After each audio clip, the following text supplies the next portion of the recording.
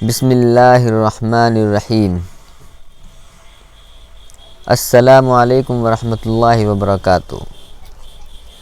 میرے عزیز دینی بھائیوں اور پیاری بہنوں، آج میں آپ کو جو ایک سچا واقعہ سنانے جا رہا ہوں، یہ کوئی عام بات نہیں ہے میرے دوستو۔ یہ وہ نصیحت ہے جو سید الانبیاء رحمت للعالمین سرکار دو عالم صلی اللہ علیہ وسلم نے اپنی امت کے ایک ایسے فرد، اپنے ایک ایسے صحابی کو دی جس کے دل میں سچ کی طلب تھی، ہدایت کی پیاسی روح تھی اور وہ ایمان کا نور چاہتا تھا۔ میرے دوستو، یہ واقعہ ہے سیدنا حضرت عمیر بن سعد رضی اللہ تعالی عنہ کا۔ ایک دن وہ رسول اللہ صلی اللہ علیہ وسلم کی خدمت میں حاضر ہوئے اور عرض کیا، یا رسول اللہ صلی اللہ علیہ وسلم، مجھے ایسی نصیحت فرمائیے جو میرے دل میں اتر جائے اور جو میری آنکھوں سے پردے ہٹا دے اور وہ میری زندگی کو بدل دے۔ میرے بھائیوں، یہ جملہ ہی بتا دیتا ہے کہ یہ صحابی ہدایت کے بھوکے تھے، دین کو صرف سننا نہیں چاہتے تھے بلکہ اپنی زندگی میں اتارنا چاہتے تھے، اپنے دل میں دین کو پیوست کرنا چاہتے تھے۔ رسول اللہ صلی اللہ علیہ وسلم نے ان کی طرف دیکھا اور پھر وہ کلمات ارشاد فرمائے جو قیامت تک ایمان والوں کے لیے مشعل راہ ہیں، ہدایت کا ذریعہ ہیں۔ پیارے نبی صلی اللہ علیہ وسلم نے فرمایا، دیکھو اے عمیر، اللہ سے ڈرتے رہو۔ سبحان اللہ، کیونکہ تقوی ایمان کی جڑ ہے اور نیکیوں کی بنیاد ہے اور اللہ تبارک و تعالیٰ کے قرب کا ذریعہ ہے، اللہ کے قریب کرنے کا راستہ ہے۔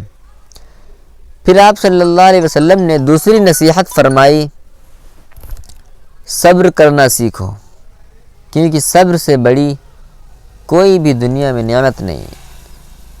میرے دینی بھائیوں، آج ہم چھوٹی چھوٹی باتوں پر غصہ کرنے لگتے ہیں، لڑائی کرنے لگتے ہیں، گالی اور نفرت پر اتر آتے ہیں، لیکن ایمان والے صبر میں طاقت ڈھونڈتے ہیں۔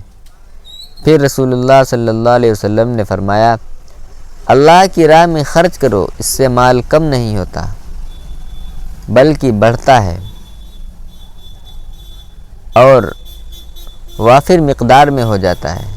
آج لوگ سمجھتے ہیں کہ صدقہ کرنے سے دولت گھٹتی ہے، لیکن حقیقت یہ ہے کہ جو اللہ کی راہ میں جاتا ہے وہ محفوظ ہو جاتا ہے، بڑھتا رہتا ہے اور برکت اس میں ہوتی رہتی ہے۔ حضرت عمیر رضی اللہ تعالی عنہ نے پھر عرض کیا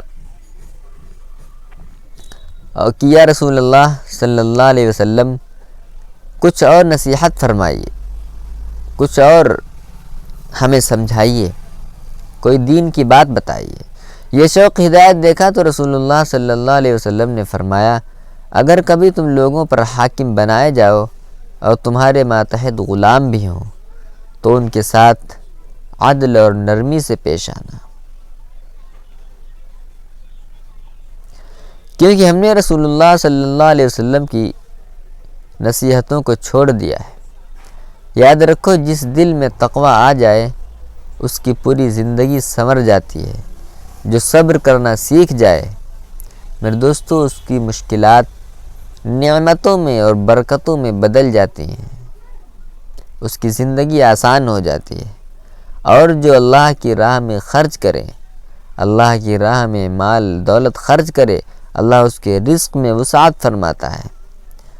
میرے دوستو اور دینی بھائیوں، اخیر میں ایک بات ضرور یاد رکھو، ہمارا ایمان اتنا ہی مضبوط اور مستحکم ہوتا ہے جتنا ہم اپنی زندگی میں ان نصیحتوں پر عمل کریں۔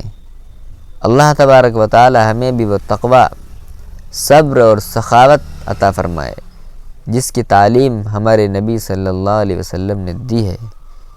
آمین یا رب العالمین۔ میرے دوستو، ویڈیو اچھی لگے تو لائک کریں، شیئر کریں، سبسکرائب کرنے کا چینل پر نہیں۔ شکریہ۔